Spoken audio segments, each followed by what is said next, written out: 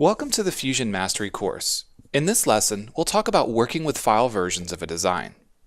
After completing this lesson, you'll be able to capture component position, save a new version, and open multiple versions. The next thing that we need to learn inside of Fusion 360 is something called versions. Anytime you save a file, a new version is created. This is excellent because you no longer have to worry about the most current file, or copies or revision numbers, because every time you save, that version is created and you can go back to any previous version. Let's take a look at how this functionality works. First, we want to expand our data panel, go into our Fusion Mastery project, into our Tier 1 folder, and select Upload.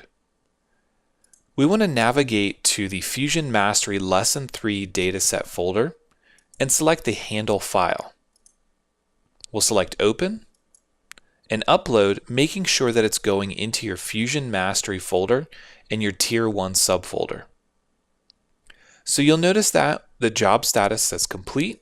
We can close this, and again note that we don't have an icon. But if we double click on this file, it'll open the document and we'll see this directly in our canvas area. Now what we have here is a group of components that have motion associated with them. As we look in this left-hand section in the browser, we have a base plate, a handle, and a pin. You'll also notice on the screen that we have some icons. This is a rigid icon, which is between the plate and the pin, and this is a revolute icon telling us what joint is applied to allow motion. Now what we want to do is we want to talk about versions. Now currently at the top you'll notice that we have the file name as well as a V1. If we go over to our data panel, you'll also notice the bottom right hand corner of the file preview shows a V1. Now this is version 1. When we have an assembly of components that have motion associated with them, anytime we move them, we have something that's called capturing a position. This icon up at the right shows revert back to its original position, or we can select capture position. This creates a feature in our timeline at the bottom and allows us to see both which version that was applied to, as well as where it was applied in relation to other features. So what we want to do is we now want to save the file. You'll notice also at the top, handle V1 has an asterisk next to it, telling us that we've made a change. Let's simply say save, and under version description, we're going to change user saved to captured position.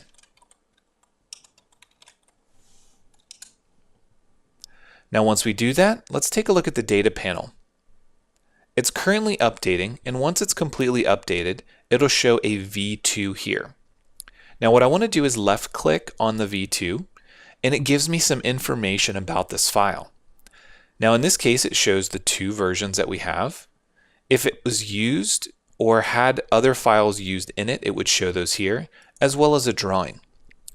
Later on in our lessons, when we start to create distributed designs or take a look at creating 2D drawings, we'll be able to view that information.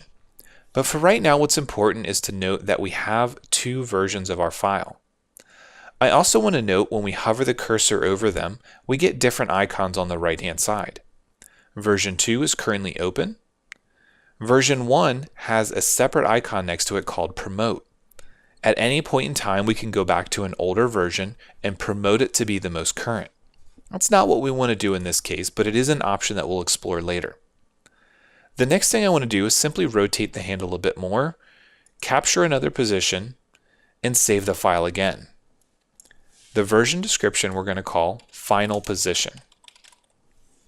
We'll say OK. And again, note that we're updating the file with a new version, version 3. What I'd like to do is open all three versions. If I go down to version 1, I'm going to select the folder icon and left click on it once. I then want to hover over version 2, left click on the folder icon, and open that as well. So you'll notice that we now have handle V2, which is read only, handle V1, which is also read only, and handle V3. Now if we navigate between them, you'll notice that the handle position moves.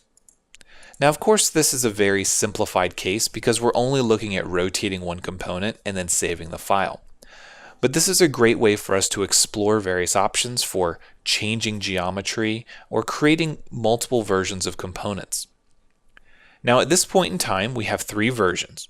The read-only versions can be saved as if you wish to save them as a new file, or you can simply close them and go back and promote them to be the most current version.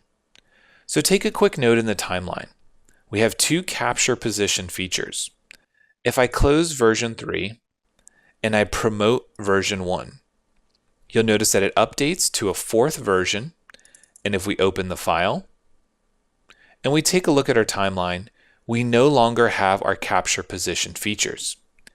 If we instead open version 3, which is now read-only, you notice that we have both of those capture positions. Just like any other CAD system, we can roll back before these at any point in time, or even delete them if needed. But using multiple versions, allowing us to both open or promote older versions, is a great way to allow you to have freedom to explore your designs without worrying about having to save multiple copies of your file just so you don't overwrite any of your work. Let's go ahead and click on the V4 icon to hide all the extra data.